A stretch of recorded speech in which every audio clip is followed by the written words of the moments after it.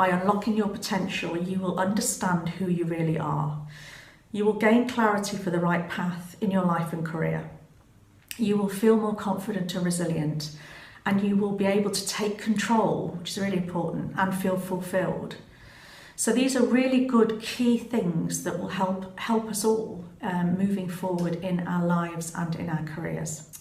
So the three key areas we're going to consider today are purpose, values, and mindset. Three key areas, all that contribute to unlocking your potential. Let's look at the first key area, and that is purpose. Now, your purpose is essentially your why. So all too often, we choose a particular route or a particular goal or a particular aspiration, and we don't really think that deeply about the why. We just say, right, this is the right thing to do. It can be as a result of an assumption, it's as a result of influence by other people or your own ego even, saying, right, this is what I need to do. This is what's going to make me happy. This is what's going to move me forward. But by not really exploring the why in great detail, that goal or that what may not be aligned to what you really need to do. It may not really be aligned to your purpose. So I'll give you an example of a why or how a purpose can be expressed. I introduced myself as Rachel Edwards, life and career coach, but then I used the word so that I can help my clients transform their lives to be the best version of themselves. That, in a nutshell, is my purpose for doing this role.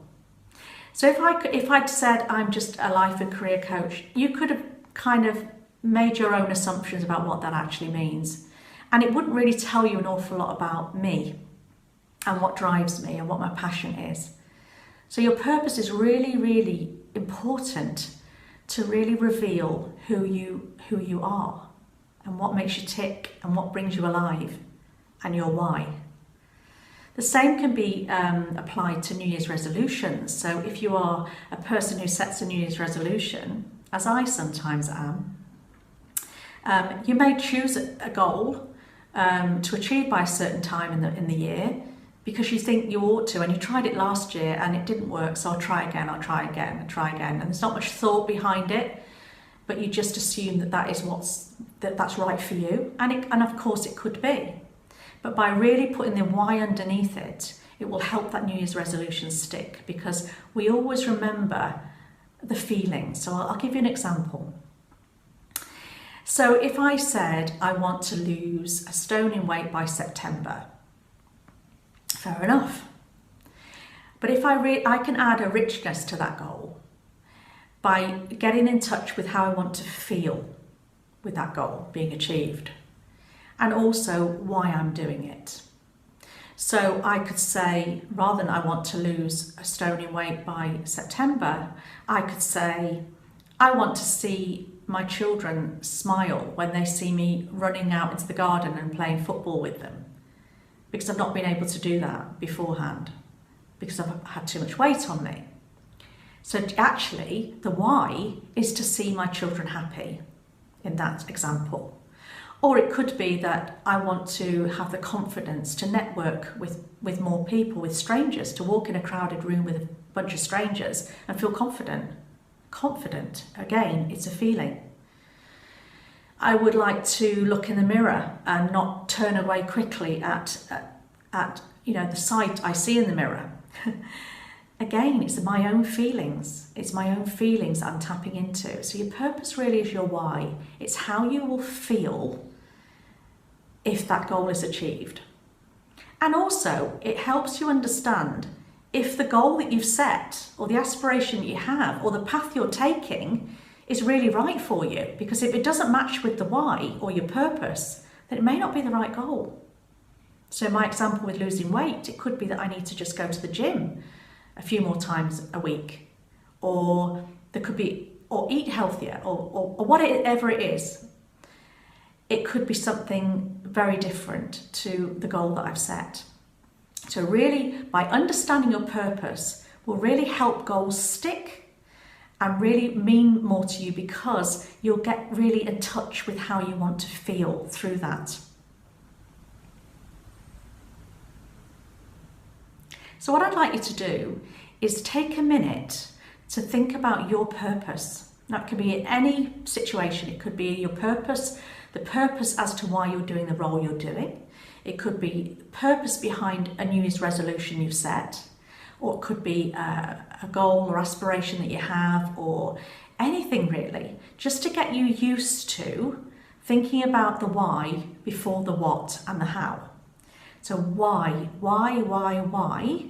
do you want to do a certain thing? Why do you want to go down that path? Why do you want to be in this role? Why do you want that promotion? Think about what that really means to you. So I'll give you a minute and then we'll come back and we'll have a little chat.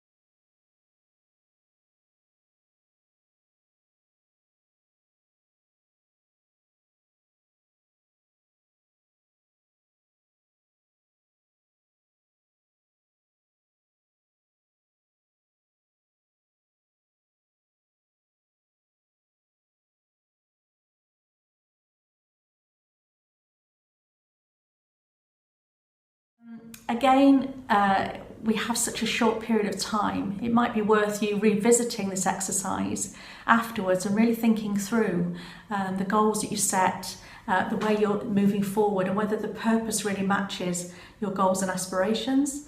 I'd be interested to understand whether your goals were solidified by understanding the why behind them, or whether they kind of called them into question, or whether they were the right goals because the why didn't quite align. So it's a really powerful exercise to do, and I hope you enjoyed doing that.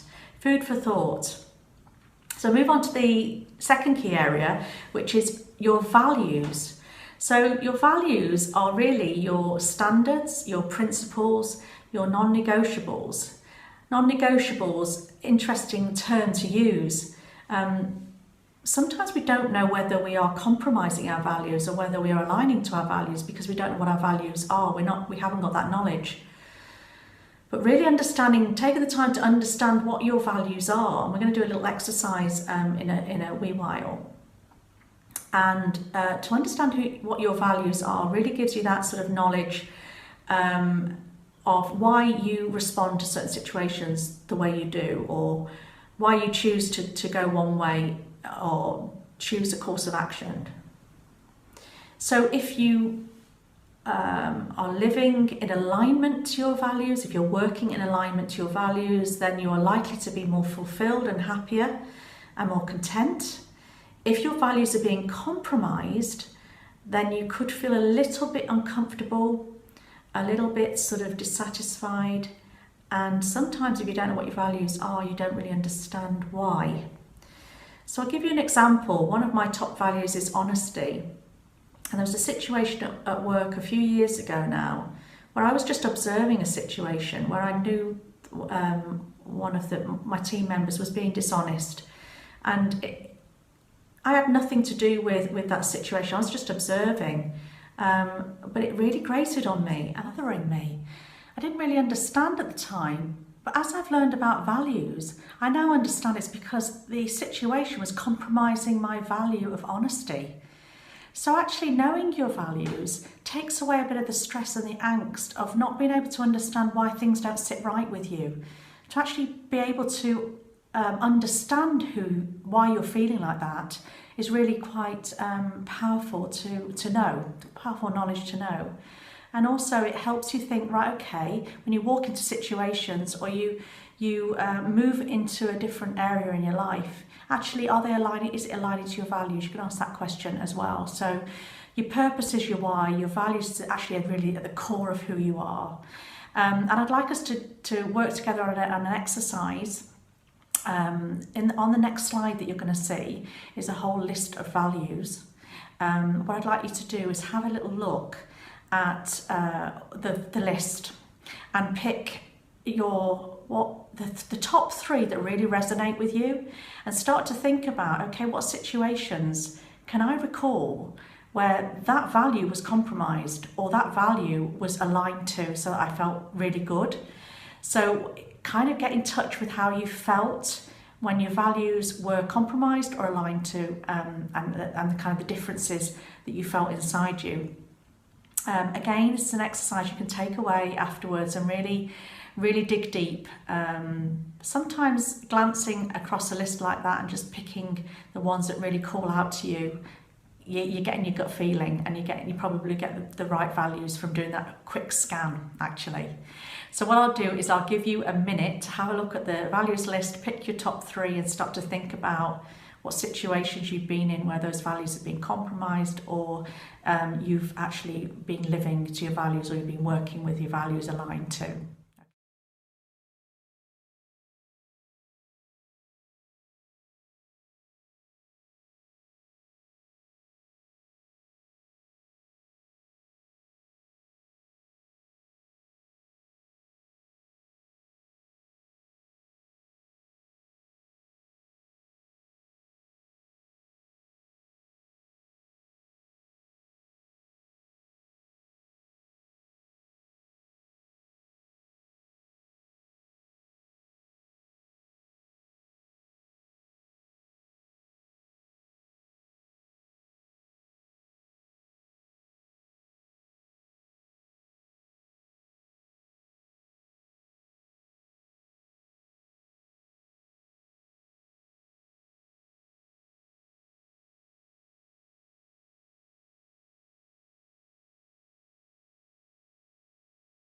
That's your minute. I hope you enjoyed doing that exercise. Again, you only had a very short time to look at that, so you might want to take that away afterwards and have a look at the list and really consider some situations you've been in where your values have been compromised or really aligned to. So really interesting thing to do. I'm going to move on to the final area I wanted to cover today, which is mindset, and 2 key areas around the mindset.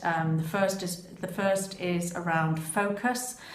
What your mind can focus on, and also the second is around reframing, the power and the control you can take to reframe your mind. So to start with the mind is a vessel that is generally filled with thoughts and feelings based on experience. Basically, obviously it's a lot more complex than that, but to put it in a simplified way, that's generally what the mind is full of. And we can control what we focus on, and we can control how we reframe our minds. So if we look at focus, first of all, we can choose what we focus on. And sometimes we've got to be careful with this, because it can actually we can actually focus on things that drain us and bring us down and really affect us in a negative way. But we can choose to focus on more positive things, or things that are really going to be uplifting and move us forward in the right way. So we're not sort of focusing on negative past experiences, but sort of actually thinking, well, okay, let's move that out, and let's move forward in a different direction. So you can choose what is retained in your mind, is what let go of, and what is brought into your mind as well. So we have that power to really challenge our thinking and really challenge what we have in our minds. So the first area is focus, and I'd like to just give you an example of something that happened to me. So a few years back, I was looking for a small car, a small hatchback, and I did a lot of research and looked at various magazines, different research companies about what the best sort of small car was. And I decided to go for a Ford Fiesta. I was looking at Ford Fiestas because I heard really good reports about them. And it was really strange because when I went out, whether I was on the bus or walking along, all I could spot were Ford Fiestas, because actually my mind was focused on a car. My mind was focused specifically on a Ford Fiesta, and therefore, because there were obviously other cars on the road, but because I was focused on a Ford Fiesta, that's all I could see. And I'm sure many of you can resonate with that. If we've got our mind set on something, whether it's buying a new house, whether it's buying a new car, whether it's, whatever it could be, you kind of get focused on it, and really everything else seems to be kind of in the background, really. So all I wanted to say on that is, we do have the tendency to focus on things we're thinking about, and therefore let's be careful not to focus on negative things, overly negative things, because that can actually really affect who we are, and can really affect the potential that we have inside us, to quash that. The area of the mind I wanted to touch on today was around reframing. So reframing our thoughts, reframing our beliefs, because they could be skewed slightly.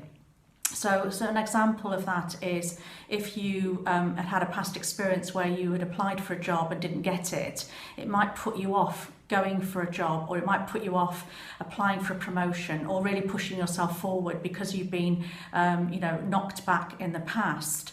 So rather than saying, why did that happen to me, reframe it to be more positive and taking control by saying, what can I do so that doesn't happen again? What can I do to move myself forward, to go for that promotion, to actually apply for that job? So rather than the why in this case, move on to the what. What can I do? What can I take control of to really reframe this situation, so that I'm not focusing on the negative aspect.